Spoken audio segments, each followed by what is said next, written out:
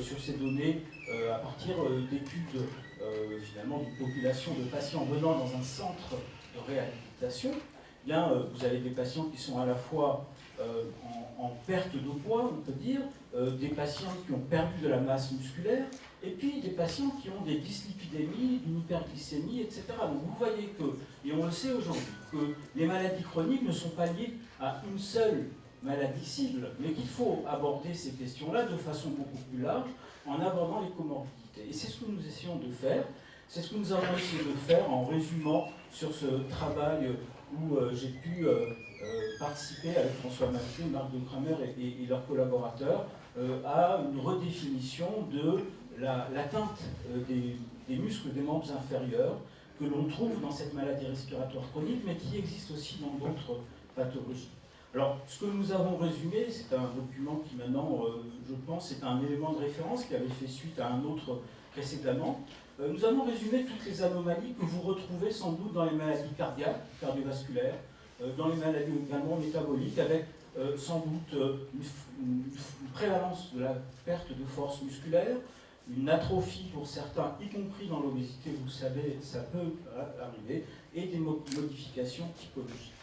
Cette atteinte musculaire, c'est vrai dans la BPCO, mais c'est vrai également dans d'autres pathologies.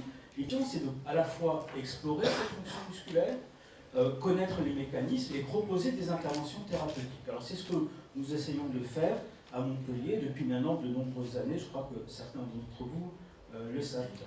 Alors j'ai pris des exemples pour vous montrer ce que nous voyons comme potentiel évolution, à la fois dans la compréhension des mécanismes, mais aussi dans les thérapeutiques qu'on pourrait proposer, qu'elles soient pharmacologiques ou non pharmacologiques.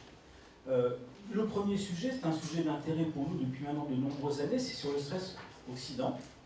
Le stress oxydant, dans la BPCO, nous l'avons étudié de différentes façons, et cette étude que je vous présente ici, chez des patients âgés en moyenne de 60 ans, avec une atteinte fonctionnelle et le fameux VEMS FEV1 en moyenne réduit de moitié chez les patients, donc avec des atteintes fonctionnelles assez marquées, puis toute une série d'explorations, dont vous voyez ici le résumé. Eh bien, ce que nous avons pu montrer, c'est une étude que nous avons publiée en 2015, nous avons pu montrer que nous avons une prévalence de près de 90% de patients qui présentent des déséquilibres dans la balance oxydant-antioxydant. Donc, ce point-là avait été évoqué précédemment dans la littérature, et nous avons pu, sur une population, alors pas large au sens avec une population, un nombre de patients élevé, mais sur une population adressée dans un centre de réhabilitation. Donc, vous voyez, sur ces éléments-là, 89%, et surtout en rouge, des déficits en antioxydants.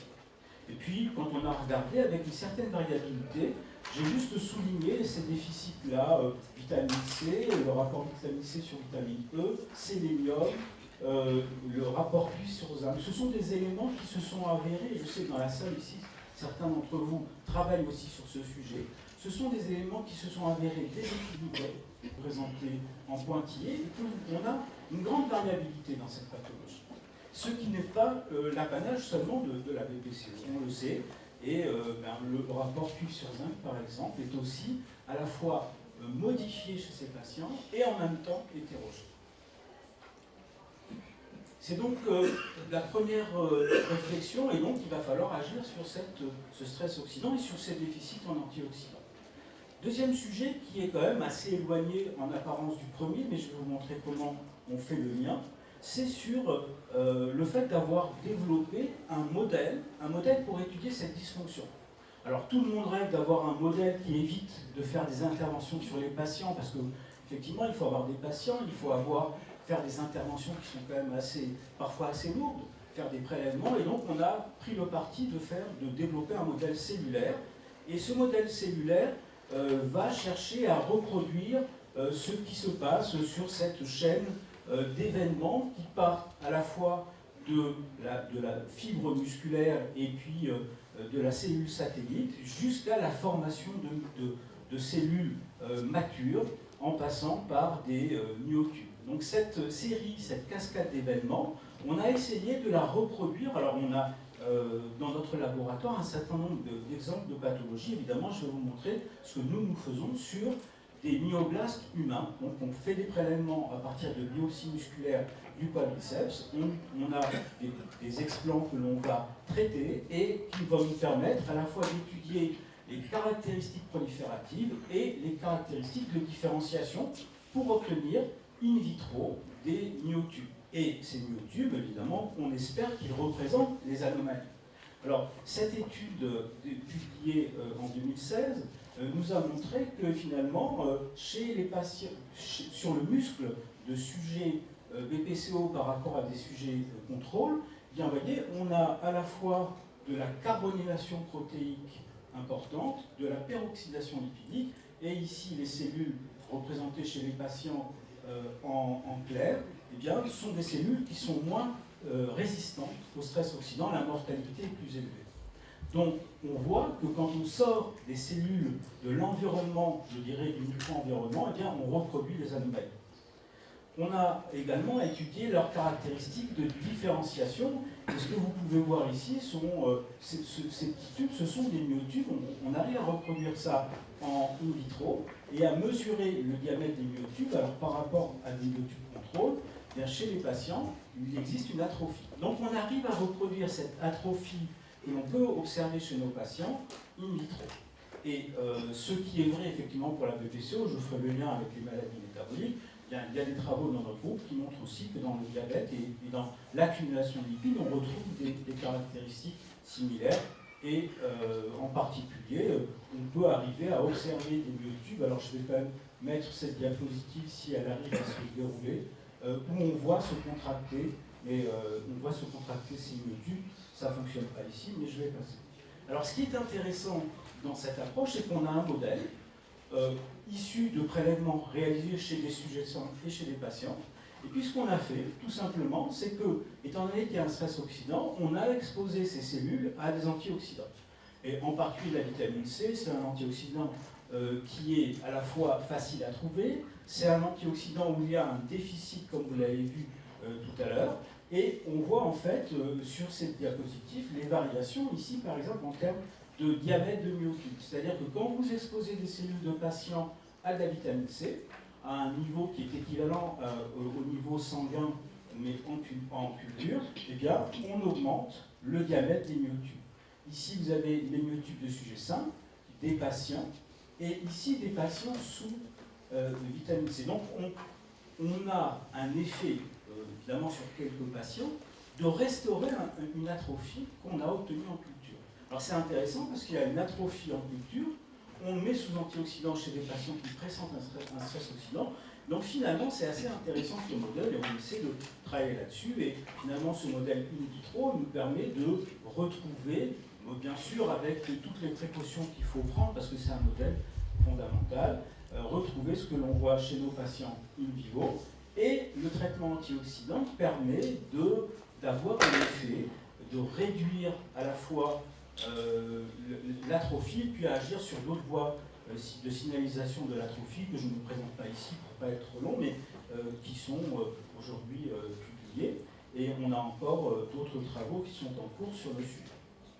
Alors vous voyez que la dysfonction s'accompagne d'un stress oxydant, on peut avoir un modèle et agir sur ce modèle. Alors bien sûr, l'idée c'est pas de rester dans le laboratoire et dans les boîtes de culture, c'est de sortir du laboratoire pour en faire quelque chose. Et donc, on s'est posé la question, est-ce qu'un traitement antioxydant peut modifier la fonction musculaire de nos patients? Donc on a mené une étude parce qu'il faut évidemment répondre à des besoins des patients, et c'est aussi tout l'objectif. Et je sais qu'il y a plusieurs sessions sur le sujet. À travers la réhabilitation respiratoire, vous le savez, c'est une approche complète, compréhensive, c'est-à-dire qu'il faut être plusieurs autour du patient pour modifier les comportements. Ce matin, il était question de changer la sédentarité, d'agir sur la sédentarité, il était question d'agir sur le mode de vie. Eh bien, vous savez que la réhabilitation, c'est un des éléments, mais que le réentraînement à l'effort, l'exercise training, est aussi une approche. Et donc, ce que nous avons fait, c'est tout simplement que nous avons mené une étude avec une étude randomisée, en double aveugle, avec un groupe placebo et un groupe antioxydant, qui recevait des antioxydants, en supplémentation nutritionnelle, et pendant 4 semaines de réhabilitation. C'est-à-dire qu'on a associé les antioxydants à une démarche d'exercice répété au cours d'un stage de réhabilitation dans une clinique spécialisée dans notre région. Et nous avons fait, alors je vous passe un nombre d'explorations assez complet sur la composition musculaire, la fonction musculaire, etc., de façon à essayer de tourner autour de ces anomalies, que je vais résumer bien sûr de façon très courte. Et nous avons donné aux patients une supplémentation qui répondait au déficit que je vous ai montré tout à l'heure, c'est-à-dire supplémentation en vitamine C, vitamine E pour rétablir le rapport, zinc et sélénium pour essayer d'agir sur les éléments qui dysfonctionnaient, qui étaient en déséquilibre. Alors, les résultats qui sont aujourd'hui soumis pour publication, donc qui ont été présentés au Congrès européen respiratoire, on peut les résumer en plusieurs grands sujets.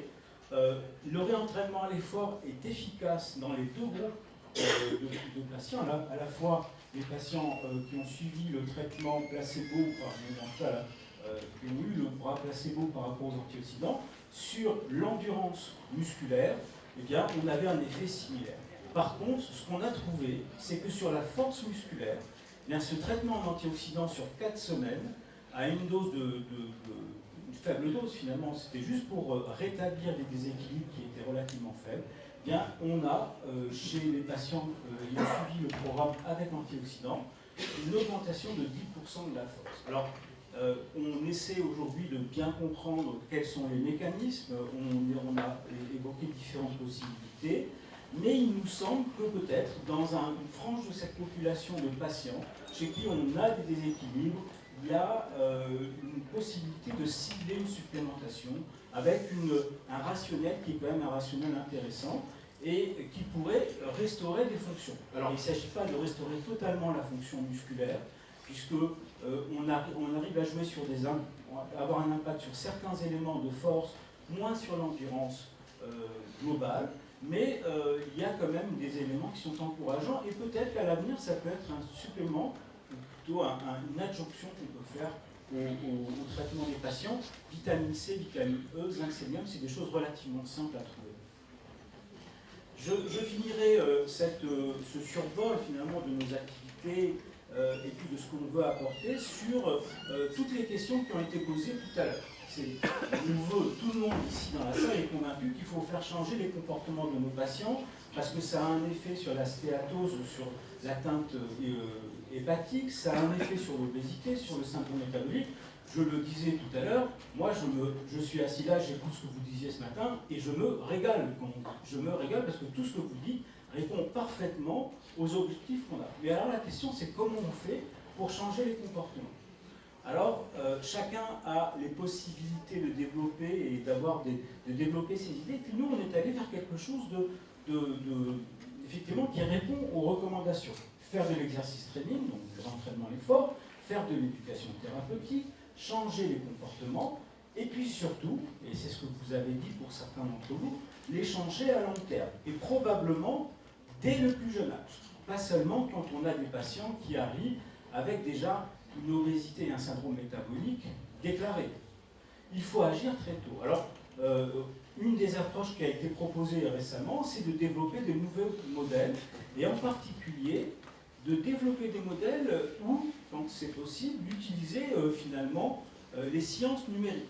Alors je vais vous dire en quoi ça consiste, et je voulais juste effectivement rebondir sur les approches vers lesquelles les physiologistes pourraient aller.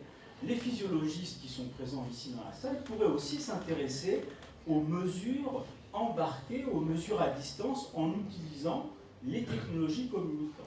Hein, beaucoup d'entre vous, je l'ai remarqué, ont des smartphones, ont des téléphones. Eh bien, ça peut servir à quelque chose, c'est ce qu'on s'est dit.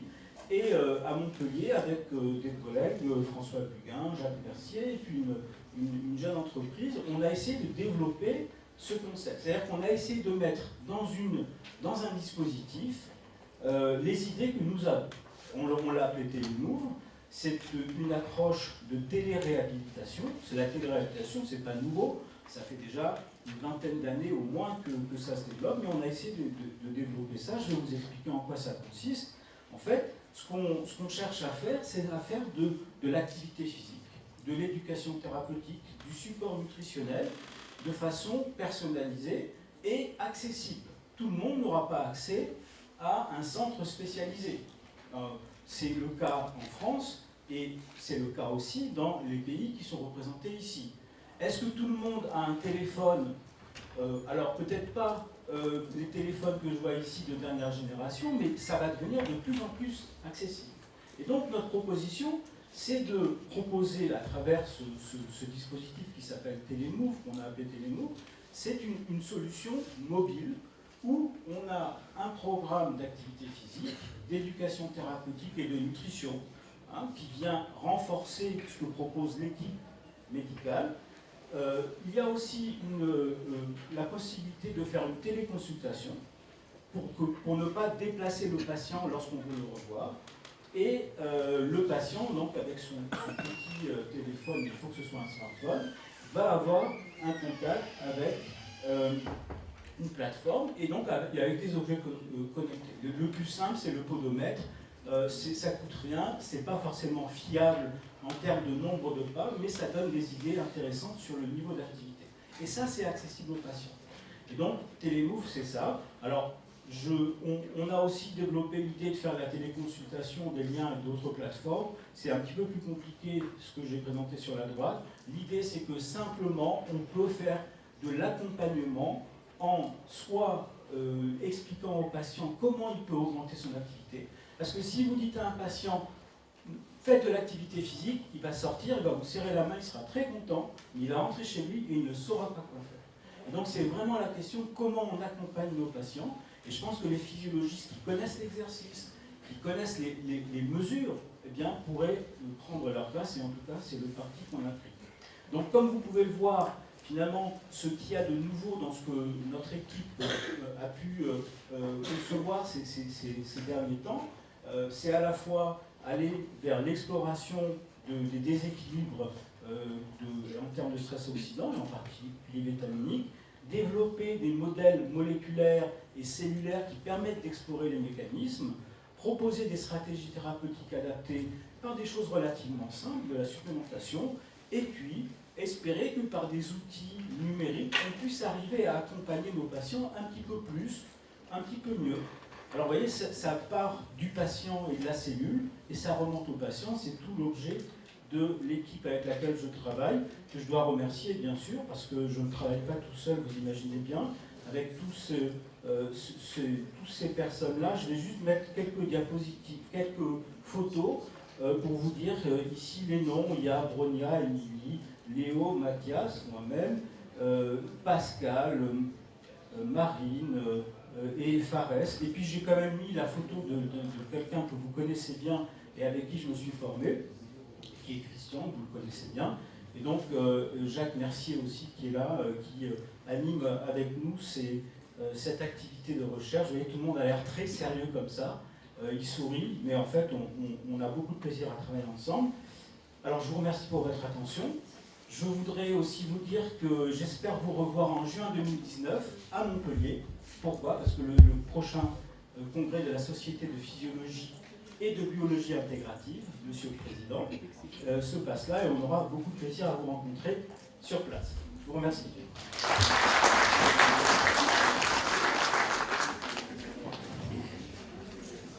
Merci, professeur Alliot.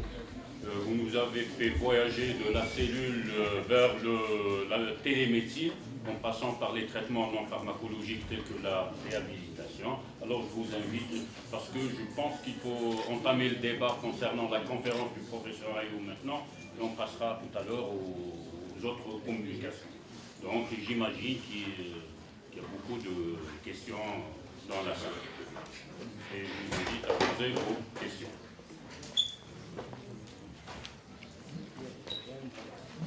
Oui, madame.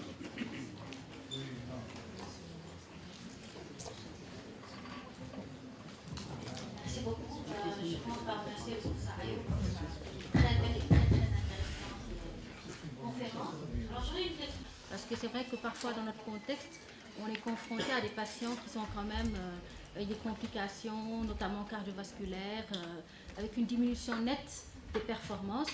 Est-ce que la supplémentation en substances antioxydantes permettait d'améliorer quelle que soit la sévérité? Merci.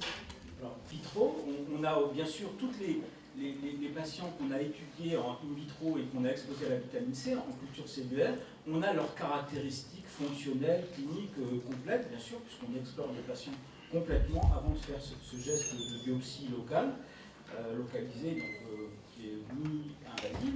Eh bien, on s'est rendu compte aussi que ce n'est pas ceux qui ont les déficits les plus marqués. Mais ceci n'est pas vraiment étonnant, parce qu'on sait que dans la BPCO, comme dans d'autres maladies, du fait des comorbidités, du fait de l'histoire de la maladie, eh bien, il y a des phénotypes.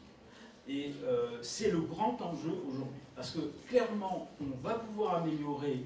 Imaginez, vous augmentez de 10% en plus lors d'un programme de réhabilitation.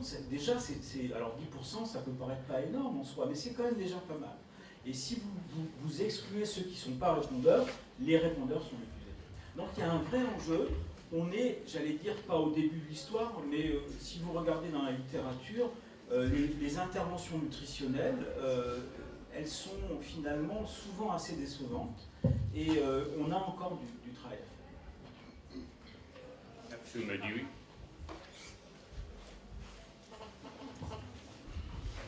Si c'est oui, comment prendre cette position? Alors, c'est une question que, effectivement, on se pose nécessairement. Pourquoi? Parce que l'idée n'est pas d'aller vers la biopsie chez tous les patients. Nous, ce qu'on a fait, c'est qu'on a développé la biopsie, alors, qui est relativement acceptée par les patients, relativement faisable, et on a même développé la microbiopsie qui donne des résultats. Non, l'idée, c'est plutôt de développer l'exploration simple. Aujourd'hui, dans le document qu'on a réalisé avec les différents collègues au niveau ATS et ERS, eh bien, on a simplement proposé de faire la mesure de la force musculaire.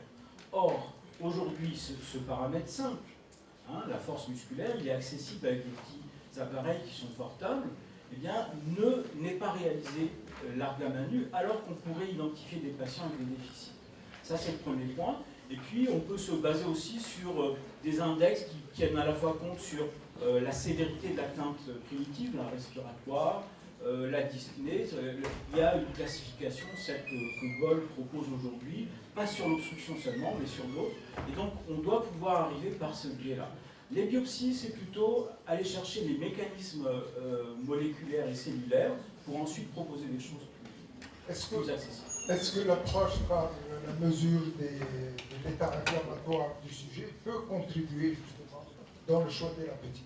Alors absolument, elle pourrait. Je n'ai pas présenté ici les tout derniers travaux, et c'est vraiment passionnant.